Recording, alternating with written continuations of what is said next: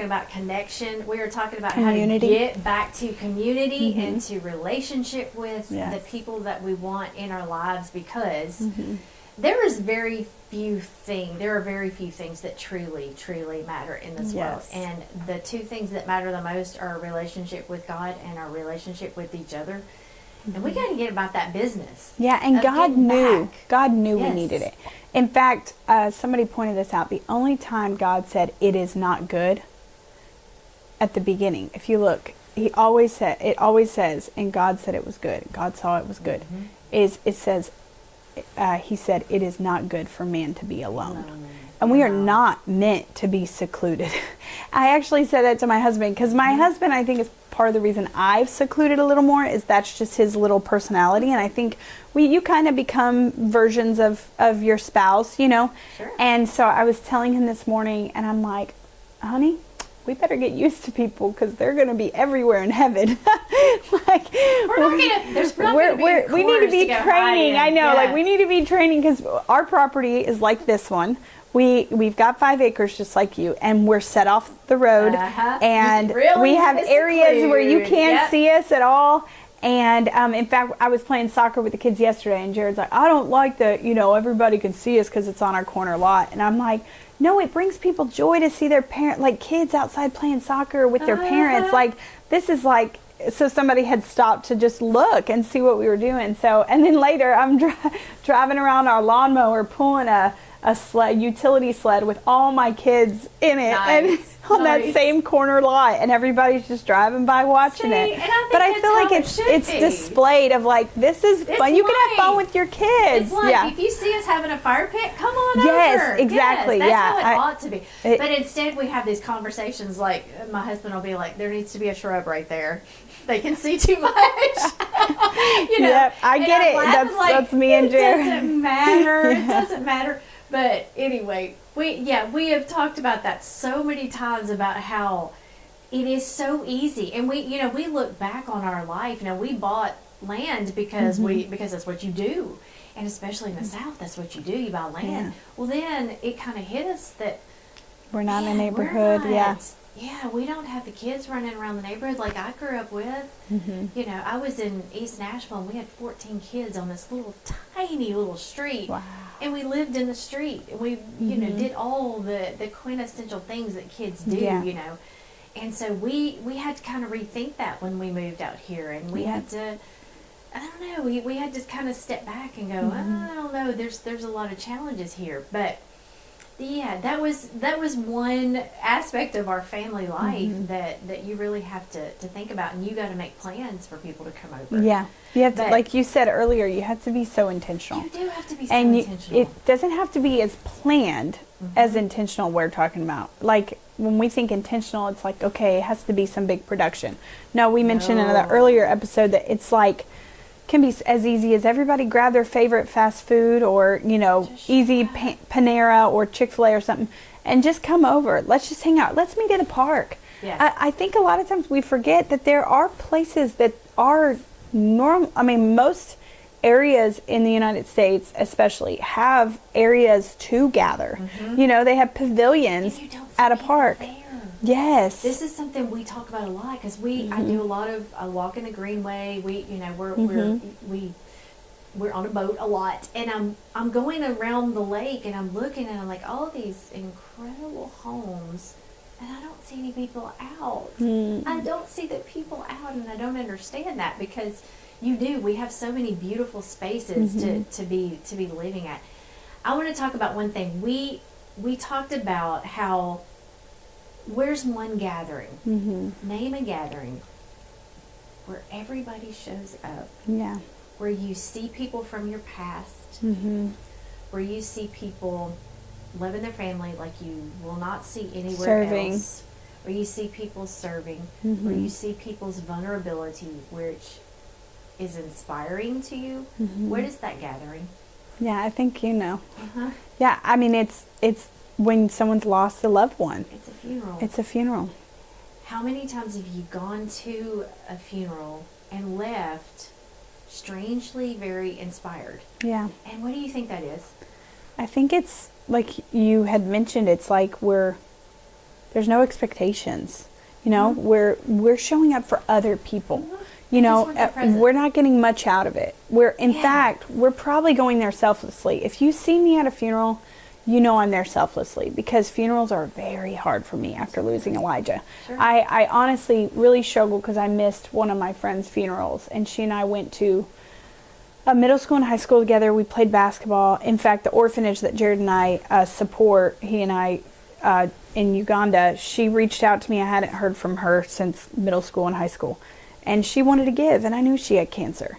And she gave $50 to these orphans, and I sent them videos of them in their uniforms, things that we were able to purchase. And I really regret that I didn't get to go, because I know the gathering that would have been there. But honestly, I didn't feel like I was really up for it, and I also knew that it wasn't as much about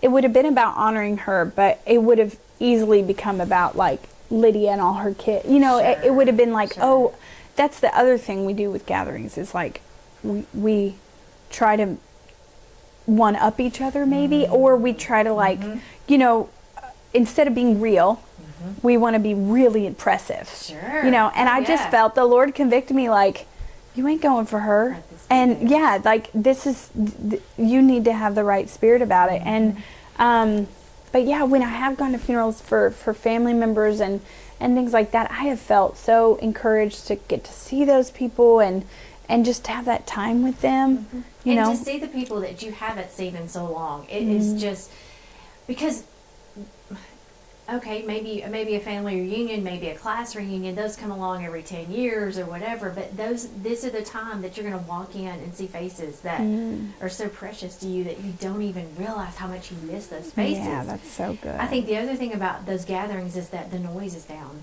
The noise of the world is just, it's at its lowest. Yeah. And you're all there for one reason. And you're reverent. Yeah. And you walk in and your focus is exactly where it needs to be. So I think about funerals and I think, okay, how can we bring the wonderful God-given gifts of celebrating a life and celebrating family and celebrating relationship into our everyday gathering? Yeah. What can we do to bring that back? That's to good. Bring that into a daily thing. Yeah. So, I mean, we've talked about some of our bad experiences.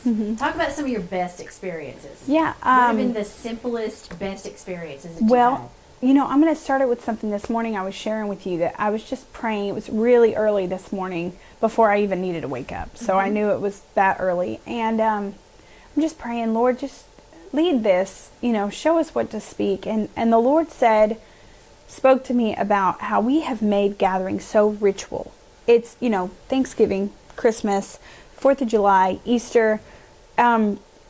It's something that we do ritual. You know, we have people over, or family comes over. Yes, the perfection, all of it. Yes, and he just started speaking to me. He wants to turn the ritual into the routine. And how do we do that? Well, we have to be real. So one of my favorite experiences, they're kind of all put together, is honestly when my friends show up and I'm probably in my pajamas and they just walk right in, and there's probably a diaper that needs to be changed. You know, I've got stuff pulled out because I'm working on a project, or I'm cleaning a bookshelf, or I'm doing something. There's kind of a mess everywhere. And we just, in the middle of that hard moment where I'm just trying to survive the chaos, a friend comes over and gives me a breath of fresh air. And it just is that wonderful time to meet up. Sometimes I need to vent. And so I think, honestly, creating an environment, our home, I told you this morning, our joke is, it's the black hole. And the husbands know that if their wives are coming to Lydia's house, that they're going to be there a while. And even the husbands, when my husband's home, he's the same thing. He's a talker. And so I think what my friends have said multiple times is our home is very homey. You know, yes, I am an interior designer. I love to make things beautiful, and I love to create space where nobody would see a space. You know, like, oh, that area in the yard looks like a great place to put a long table and have a gathering. And so I do love to make our home organized and pretty. But more importantly, I love to make it homey and cozy. And I think creating a space that isn't perfect, but it's cozy, it's homey, so that you're creating a place that people feel welcomed. And I think one of the ways that I've learned how to do that, Ginger Hubbard is an amazing author, and she wrote a blog one time, and it was about gathering. And she talked about two things. She said, leave a room dirty that everybody can see. No problem. Got that check. And leave. Whole floor. Yes, exactly. You just walk upstairs. That's our joke. It's like, that's like you said this morning. It's roped off. We just only the kids That's zone. been our joke for years. That once the kids grow up, we're just roping off the staircase. And nobody has to worry about it. Well, and the other thing she said is like, leave something that your guests can help do. So that when they ask, you know, you're able to say, yeah, could you make the salad, or things like that. So that's happened most every time we have a get together, because there's a lot. People will show up, can I help? And I always, ever since I read that blog, I always say yes. And so very hard. Yes, it is. It is hard. So this just happened. A friend of mine, a good friend of mine, she texted me, hey, is there any way, I've got a class tonight, I've got to teach. Is there any way my kids can come over? I've already fed them dinner. And I call her, I'm like, bring them. It's fine. We're having corned beef and cabbage, and, you know, they can just eat with us, or if they've already had dinner. So they just show up. Well, Avea, my oldest, her friend asked, can I help? And Avea's like, oh, no, you're good. And I said, I literally stopped her and over that moment, and I wanted her friend to hear the lesson too. And I said, always say yes, because it makes friends feel like family. And that is so true. Like, it's okay to have a mess and show them the mess. So when my house is clean, I make sure I take people, if they're really impressed with my home, I'm like, wait a second, let's go upstairs. Let me show you the real. Oh, yeah. And that's so true. I mean, that being able to let go of that, though, because that's one of those perfectionism things that we've been taught, that when you have people over, that you're supposed to know exactly every moment and know exactly what's happening. Plan it out. Have a schedule. I had a life group come over one night, and it was a humbling moment, because I knew every person in that life group were these amazing hosts, and this was something I was asked to do at the very last second, and I was so unprepared. And I had made this baked ziti, and then I stuck it back in the oven, and I dried it out, and it was terrible. And then we couldn't find a spoon, because I opened up, you know how you open up the drawer and it just barely wants to open because it's got so much stuff in it. Shoved in it. We were trying to find a certain spoon, and I just had to laugh. I'm like, guys, oh yes, this is last minute. Oh yes. And it turned into a laugh, and it turned into a moment where we all just went, our houses are exactly the same. We're all the same. Yes. And we were just helping each other get it done. It just makes you relatable. Yeah. Yeah. You asked me about one of my favorite experiences, and this is actually it's recent, and that's how I my favorites are always ones I can remember. There's a lot of moving parts in my life. So, Christmas, my daughter, Avea, oldest, she kind of threw in a little bit of her fascinating manipulation skills, and throughout, I haven't had a birthday party in years. Can we host a Christmas party with all my friends?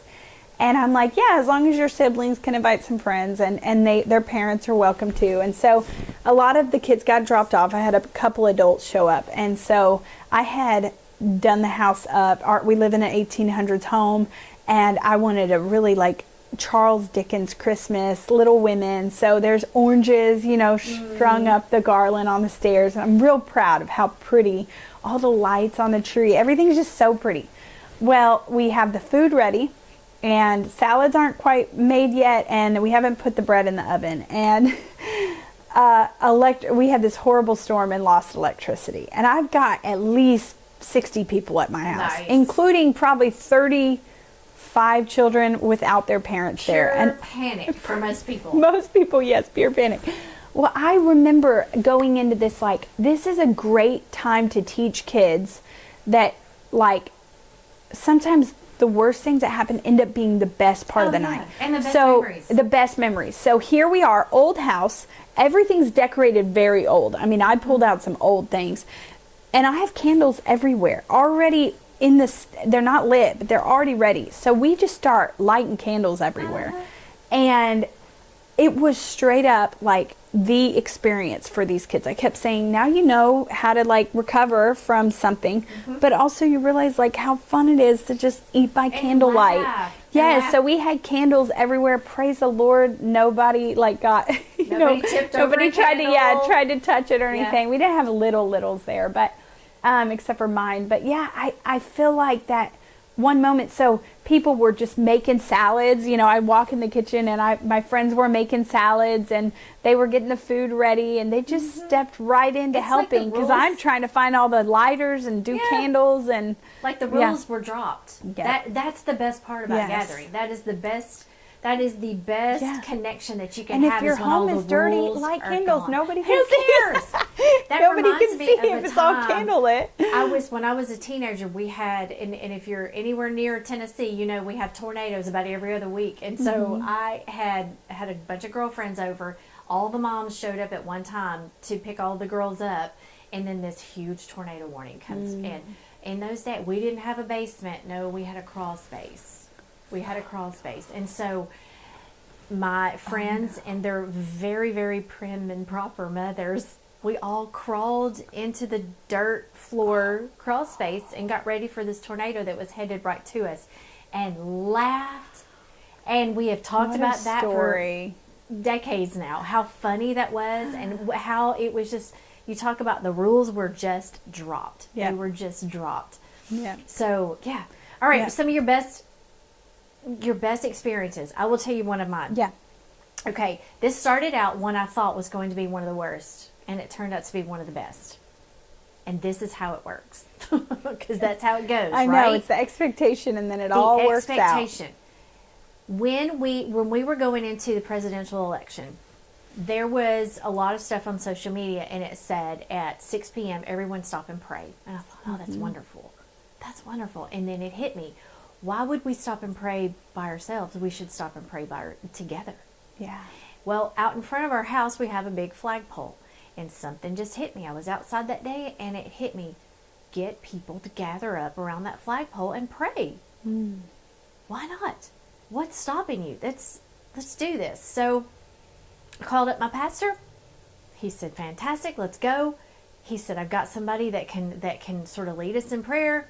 Fantastic, let's do it. He said, start calling people. I said, start calling people. Called one person. Hey, I'm sorry I can't come. Called another person.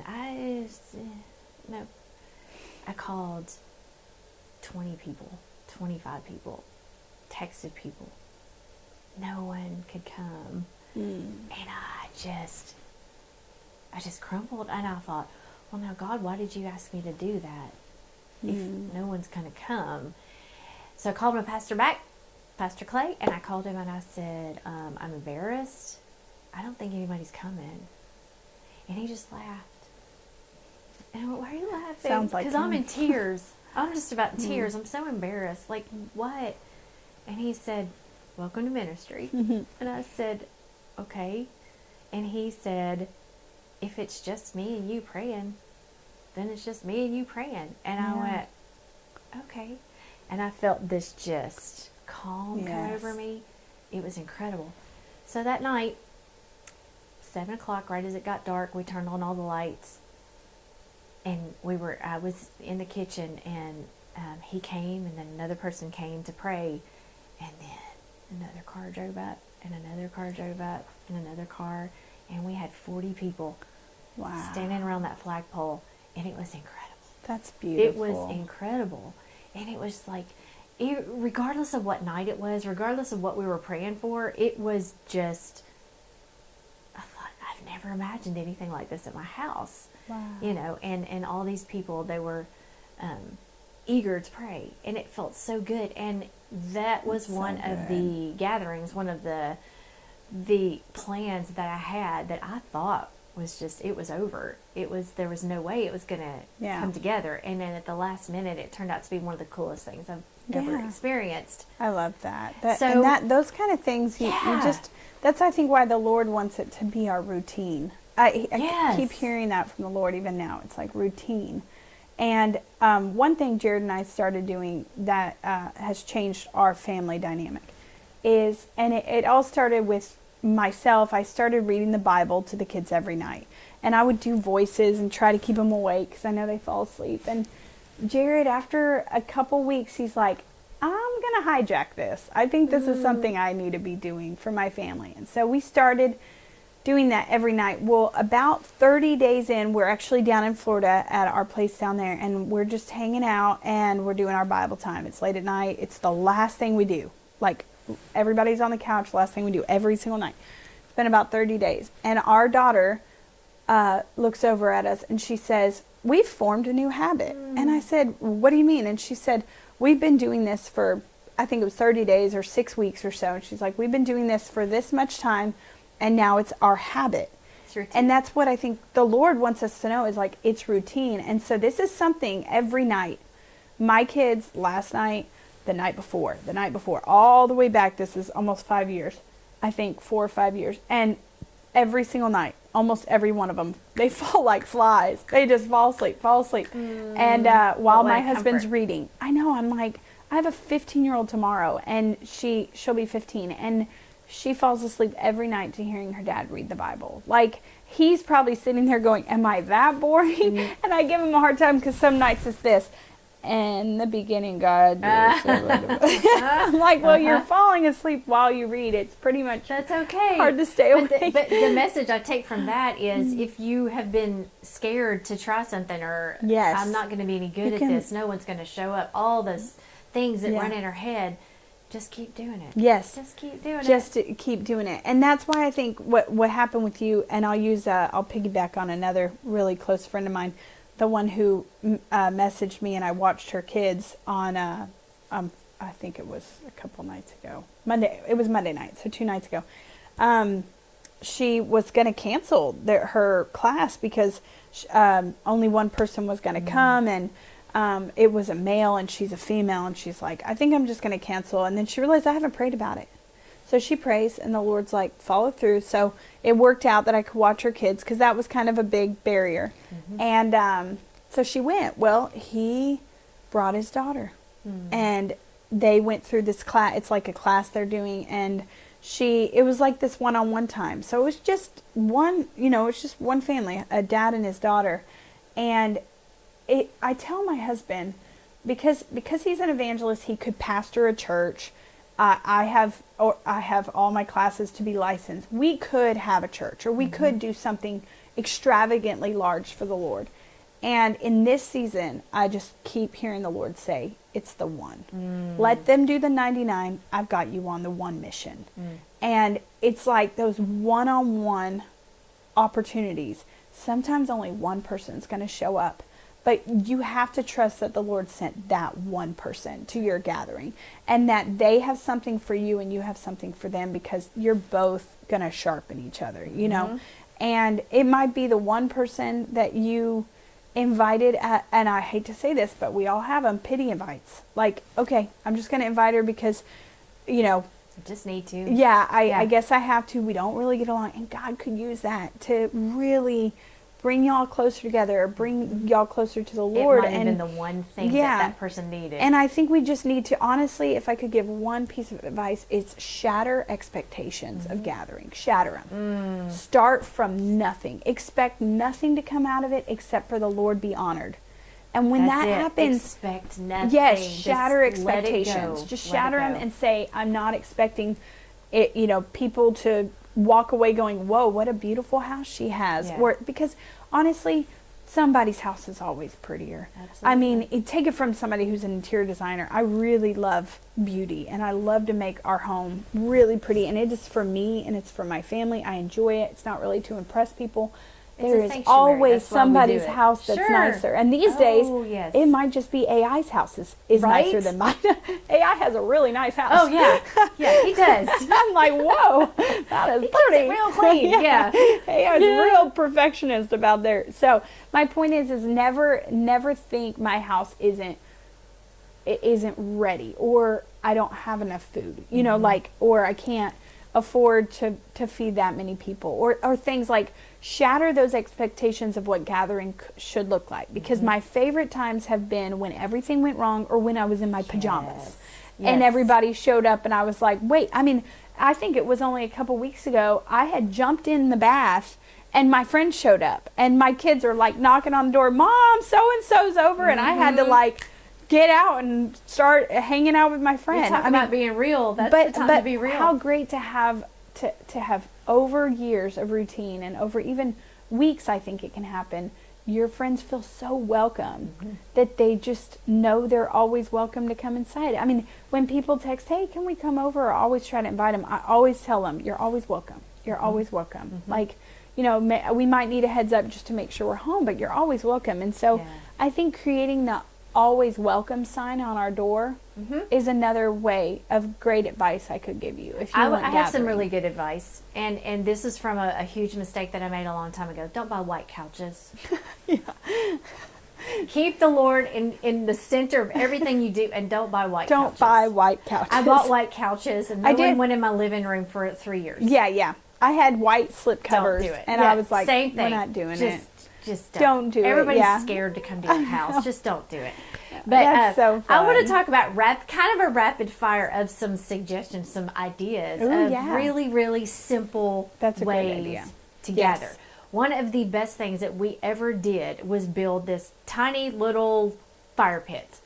It was the best thing I think that we have done to this house. It was cheap. There's nothing to it. Anybody can have a fire pit. But to have a place where you just call them up, we have been sitting around our fire pit, my husband and I, and just take a picture of it and just start sending it out. Fire's going. You're welcome. Fire's going. Come on over. Grab some hot dogs on the way. Some of these, and that's the other beauty of it, is that no one expects anything but a hot dog. I know. And I can go get those so fast. They're so easy. So that's a great example of. I've done a lot of those. Especially invite the guy who has a guitar and can sing. You got a party. So true. You've got a gathering, and it's easy. Give me another suggestion of. Yeah, I mean, I love the idea. fire pit. You know, if you have any kind of entertainment thing like a pool, that's always great. Like, you know, just grab some lunch and come on over. I love that.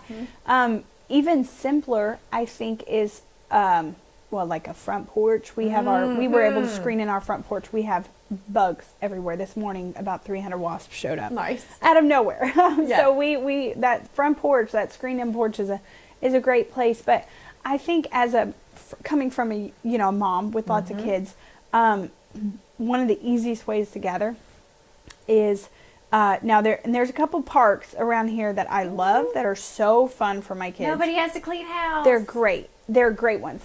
I pick, if I want to like gather and have more one-on-one time, I pick the ones that are smaller because I can see my kids and I don't have to be chasing them around. So maybe a smaller park that feels safe. That's a safe area, whatever. And then just, hey, I'm gonna go to the park this week. What day do y'all have open?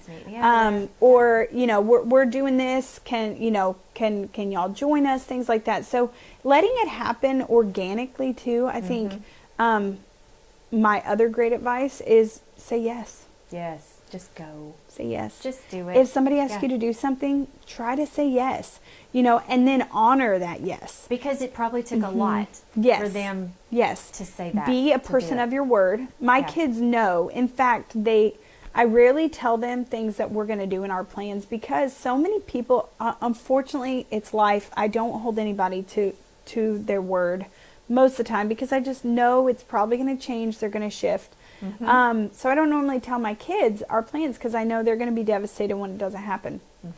But they know if I say we're going, unless it's just severe and we cannot be there or we're sick. Now there are times where they'll hear me say, we'll do our best, we'll try. And those I feel like, it's okay if we miss, but really try to be a person of your word. Try to be there for people. When they invite you, try to say yes and then honor your yes. Because you don't know how many days they spent trying to muster up the courage to invite. Yeah, or how much preparation has gone into it because maybe they are making the whole meal. That's right. They're doing everything they know to do to try to make this special. Yeah. A lot of my favorite memories have been around our dinner table. We add a couple chairs and we have a family just come. And what I have seen, because this is our normal, we eat around the dining table, 4 or 5 nights a week at least. And we have breakfast every Saturday morning around that dining table. And what I've noticed is my friends will say, hey, we're eating at our dining table. We're lighting candles and eating at our dining table. We realize like how important, how special it was, and they just love it, and it invites them into this really special thing. It's contagious. And then, so that was one thing I've seen really affect my friends, because we've had so many friends around our dining table. And the other thing is, so many friends are like, we're reading our Bible every night as a family. My husband's reading the Bible to our kids. So those are things, and it's Just all seeing because it. they were there. I had one friend and her son went home from Bible time. He just happened to be at our house. If you're there, you're part of our Bible time, because it starts when, you know, the night's over, and it's going to end that way. And this little boy went home and said, Dad, can you read us the Bible every night? And it's so special, inviting people into those sweet routines. It's so important. It's so important to do that, to allow people to see inside of that. And just the simplest things. I mean, I was thinking the other night, I thought, how many times I want to invite somebody over, but oh gosh, now I need an hour to sit down and come up with a recipe, and then I need to, you know, I got to go to the store and do all this. And I thought, what we need to do is flip the script on that. We need to flip the thought that on Sunday night, take an hour, make that your planning part of your week, and say, you know what, I'm going to make soup on Tuesday, and I'm going to have all the stuff I need to make soup on Tuesday, and then I'm going to invite people over. Yeah. And just kind of flip that around in your mind. Give yourself a day that you can entertain. Yeah. You know, and just be ready. Yeah, and be ready. Another thing I've heard is always, and I've gotten caught with this many, many times when the kids would bring friends over, is always set 2 more places. That's good. Always have enough food for 2 more people. That's good.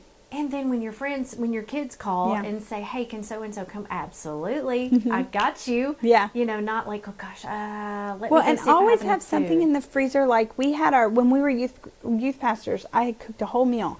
And then out of nowhere, we get a knock on the door, and our entire youth group had come to hang out with us. They wanted to surprise us. We were so happy because they were the Breakfast Club. They were all different. And now they're all hanging out. They all went to a movie together on their own, not coordinated by us. But they were like, let's go. We know we're welcome. We can just show up. So I just happened to have, like, back then, I had fried chicken that could just go in the air fryer and fries that could go in the air fryer. And I'm like, teenagers will definitely eat chicken and fries. Yeah. And so I just threw that out there. We put a couple seats more around the dining table. And I was like, if you're going to be here, we're going to have candles lit. We play we have CDs or records, and we play old classical, like jazz, something that's just playing in the background. And I'm like, you're going to have the full experience. This is our dinner. You know, we're calm, we're chill, because it's the only way to chill out my kids. You're owning what you do as a family. And and for them to see that routine, those teenagers saw that. They saw, and most of them didn't have that. I don't know if any of them really had a nightly dinner, with their family. What I hear you doing there is that you're creating your own definition of what your family is, as opposed to what the expectation is that you think they're looking for when they come over. Yes. Yeah. And I think, like I said, I think the great advice too is invite people into your routine. If you have something that you do that's really special and that you feel like you're doing it right, like I said, having dinner around the table to me is us doing it right. Having Bible time every night. And in fact, we also do this Bible, so you can get on, it's like junior Bible quiz questions. So that's a lot of our night. Jared will pull out the questions. Hey, Avea. And it goes all the way to like the hardest questions where you have to quote scripture.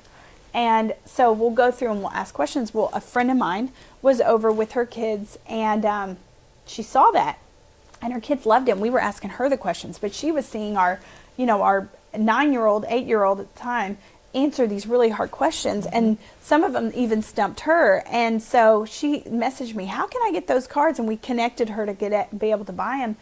And now that's her kids' regular routine, is they do these junior Bible quiz. It's with the Assemblies of God. But it's just so cool because you don't realize the impact you have when you invite people into your routine. So don't make it complicated. I mean, my friend, when she asked me this week, I was wallpapering our dining room. So I'm up on a ladder And I had already cooked, but my kids wanted cornbread and Avea wanted to add rice. So when her kids got there, my kids were in the kitchen. They were cooking. They can join in. I had already done the deal on my part. I'm like, I made the corned beef and added all the veggies and potatoes. So if y'all want more, it's up to you. And I kept wallpapering, and they were all in the kitchen with their friends talking and cooking. And I was like, this is what they know. They know that we all gather, we all cook together. All my kids can cook.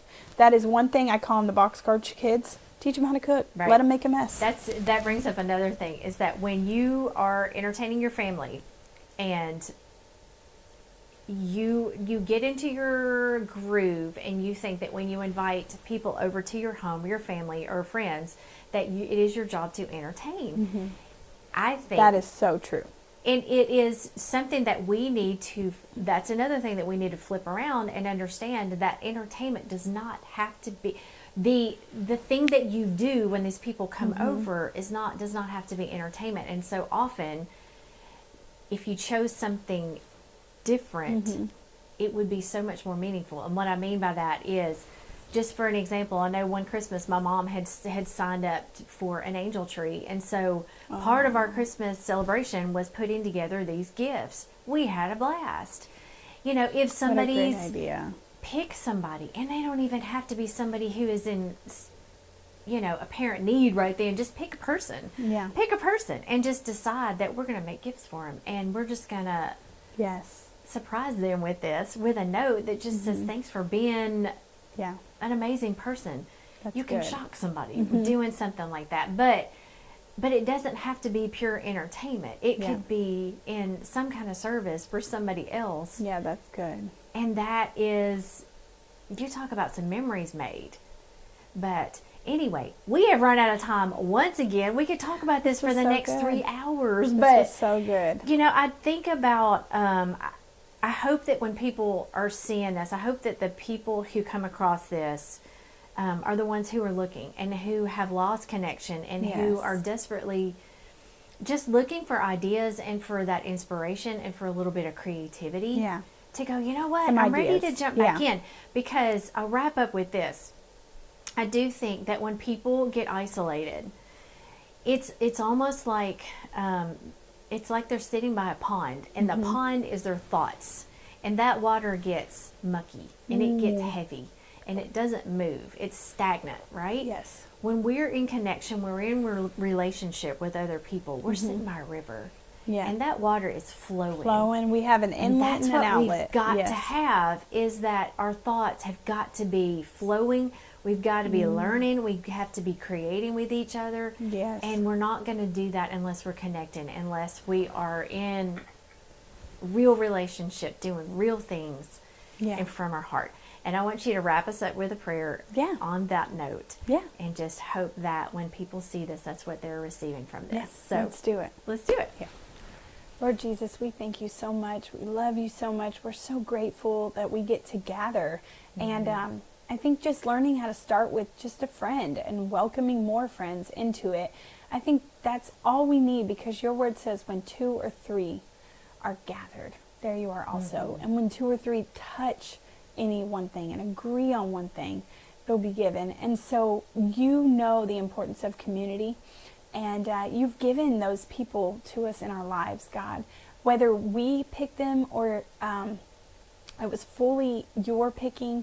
God, you know what's best. We trust you to know what's best. We trust you to have our best interest and to help us grow. And so we invite community into our life. We invite fellowship into our life and assembly. God, we want to make those things routine in our life that honor you and please you, God. And we just pray that you would, like I said earlier, shatter expectation of what it will look like and allow us to start with what it should look like, which is to honor you with opening our home, breaking bread with those friends, God, just like the early church was just home churches, God. In fact, I was named after Lydia in the Bible, and she started the first church in Europe, and it was in her home. And I thank you for honoring me with that name, and I just pray that you would allow every listener to see the benefit of of community. God, I've had a lonely year not having that co-op and that community, and I see the need I have for it, and I just pray that people would see the need that they have for community and allow you to bring that into their life by saying yes and honoring that yes. And we thank you and we praise you in Jesus' name. Amen. Amen. Everybody go gather. Yeah. Gather. Yeah. Have a party. Come on.